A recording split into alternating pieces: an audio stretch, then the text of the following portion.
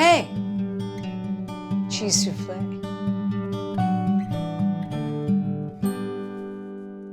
We're gonna make cheese souffle. You know, it's so delicious. It's such a delightful lunch or supper. You can make it in individual ramekins or you can make it in a large ramekin.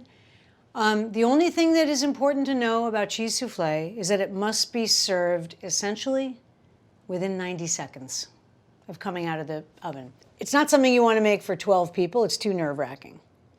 But it is something you want to make for 2 people or 4 people.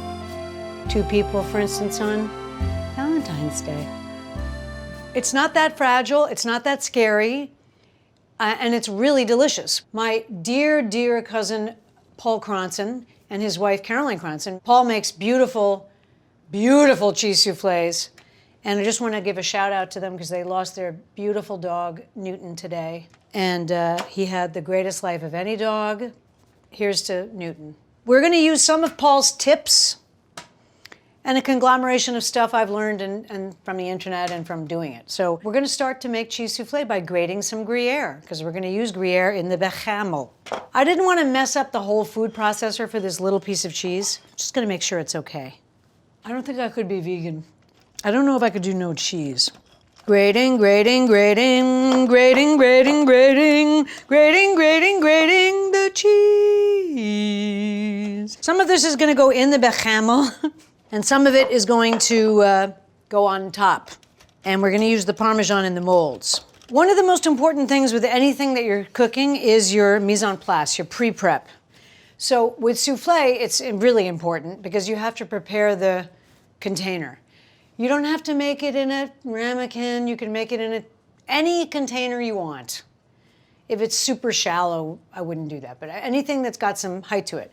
So what you have to do is prepare them slightly in advance. So these are my ramekins that I have painted the inside and I've painted the sides with upward strokes of room temperature butter and left it in the refrigerator to set. Does it really matter if you do upward strokes? As the souffle is rising, it's going to be helped by the lines of butter going this way. If the butter's like all this on the side, it might do that on the side. So I have one ramekin that I haven't done yet, so I'm just gonna show you. This is room temperature butter. This could not be simpler. You're teaching your souffle by going like this. Upward strokes. Some physicist or somebody will tell you that this is meaningless, but I don't think so. Because the same thing happens with a cake. If you think of a cake, if you have batter dripped on the side, it'll make a little bump around that batter. So it makes sense that a souffle wouldn't rise correctly unless it had a road map. These are all prepped already. I'm gonna put this back in the fridge, kind of for the butter to set in that shape. Now, you're gonna do that again, and then you have an option of rolling breadcrumbs around in it, very fine breadcrumbs, or cheese. We're gonna do 1 or 2 with breadcrumbs and 1 or 2 with cheese. Okay, we're just gonna make a bechamel, which is very, very easy, which is essentially one of the mother sauces. It is a mother sauce. Is it a mother sauce? It is I think it's a mother sauce. They're sauces from which all other sauces come. I'm using 3 tablespoons of butter from a cow. So I'm just melting the butter, and I'm going to put in about 1/3 cup of flour, and I'm gonna whisk it really hard to make a beautiful sort of paste. Blah, blah, blah, almost done, la, la, la, la. Hey, look at this. Lynn gave me this for Christmas. It's Pasquale. He is the kitchen saint. And I put him right here so he can always watch me. I'm gonna add this flour like this. And I'm gonna whisk it. Whisk it, whisk it, whisk it, whisk it, whisk it, whisk it, rawhide. Why does everything have to make a mess? I would do so much more for actual dinner parties if I didn't have to worry about the mess. I would make like 8 different sauces and, you know. I'm now going to gradually add 2 cups of milk. Slowly add this and incorporate. So we're making basically a flour and butter thickened milk. Slowly adding the milk. Slowly adding the milk. I got bored of doing that, so I poured it all in. Now, Paul Cronson, my beloved cousin, told me the really fancy French way is to put cloves in it and let it steep with the cloves. He doesn't do that, but he said you put cloves in it and you let it steep with the cloves before you make the souffle. I mean, it's a cute idea. This is pretty beautifully incorporated, but I'm just gonna stir this until it gets kind of thick. So if you remember mac and cheese, this is exactly the same as the bechamel that we made for mac and cheese. Don't be afraid to let this get to simmering, because if it doesn't simmer chemically, it will not thicken. All right, so here we go. It's a beautiful bechamel. I'm gonna put a tiny bit of salt, even though the cheese has a lot of salt. I'm gonna put a little bit of pepper. And now I'm gonna bring it back over, and we're gonna add some cheese to the bechamel, okay? You're gonna add 3 egg yolks to your bechamel. And save the whites if they're clean when you do this, okay? Because you're gonna use them. You're gonna use 4 egg whites and 3 egg yolks. Okay, I'm just gonna stir this to homogenize it, and I'm gonna slowly add that to our warm mixture. So I'm just incorporating this. It's not too hot to cook the eggs yet. I'm gonna add a handful of Gruyere. So when you're seasoning your bechamel, don't forget that cheese has salt. So if you wanted to make a ham souffle or a herb souffle, this is when you would do it. You would put it in here, not when the egg whites are in. All right, cool. Now we're gonna whip some egg whites. Something you guys know how to do, because you're a dinner partier. We have 3 here. How many more do we need? 1 more. Now we are going to beat the egg whites. What is the enemy of stiff, lively egg whites? Fat.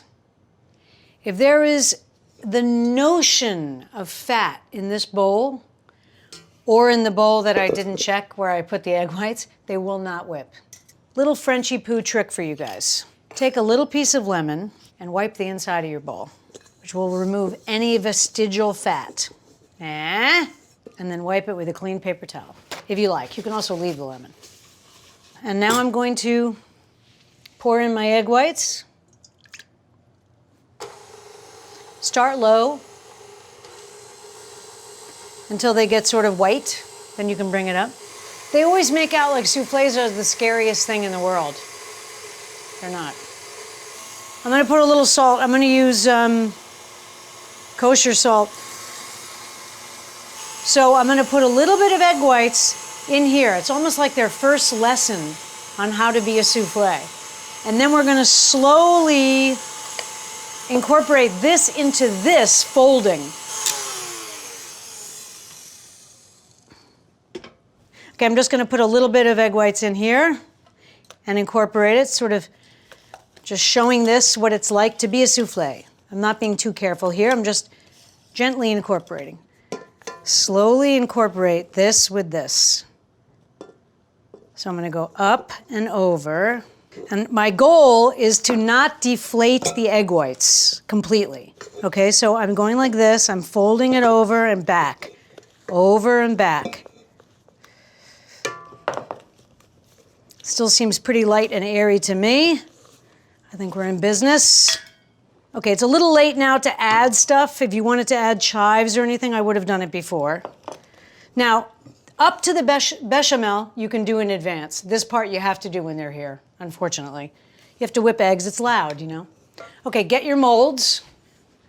You have to paint your molds quickly up the side again.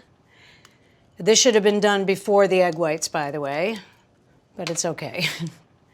This is our second prep. And we're going to use some Romano and breadcrumbs, same thing. All the way around, tap it out. Beautiful. I preheated the oven to 400. Now there's a lot of mixed messages about temperature of souffle. I would suggest that you cook your souffles at 370, but you can cook them at 400. Paul, my cousin, starts at 400 and goes down to 370. So I'm gonna pour it until it's about 3/4 of the way up. almost to the top. And then we're going to do a very, very important step. But first of all, we're going to put a few pieces of Gruyere on the top, okay? Or you could put Parmesan on top. Don't put any on the side. Nothing on the side, please. What is the goal of a souffle? It's for it to rise. Here's a little helpful hint. Take your finger in a paper towel and do this around the edge of your souffle. You're giving it sort of a head start to rise. Okay, I'm taking these over to a 400 oven. Ba-ba-ba-bum, ba-ba-ba-bum-bum. Oh, souffle. Let's do 5 minutes at 400, and we'll do 20 minutes, I guess, at 370. You're gonna see, you're gonna be blown away by this.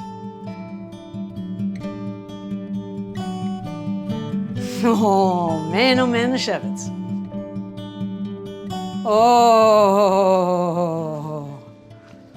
Oh, cheese souffle today.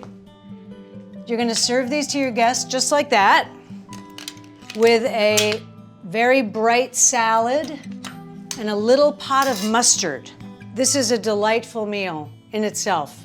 However, it is 90 seconds from the oven to the mouth. You know, there's a little wiggle room, but not much. Cheese souffle, so good today.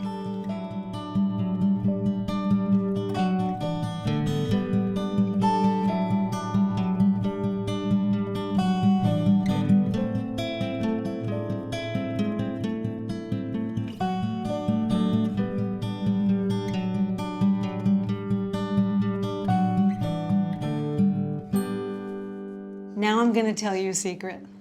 I've never made this before in my life. Take a risk, have confidence, be a dinner partier. I have never made cheese souffle, and I'll be honest with you, this is one of the best cheese souffles I've ever had.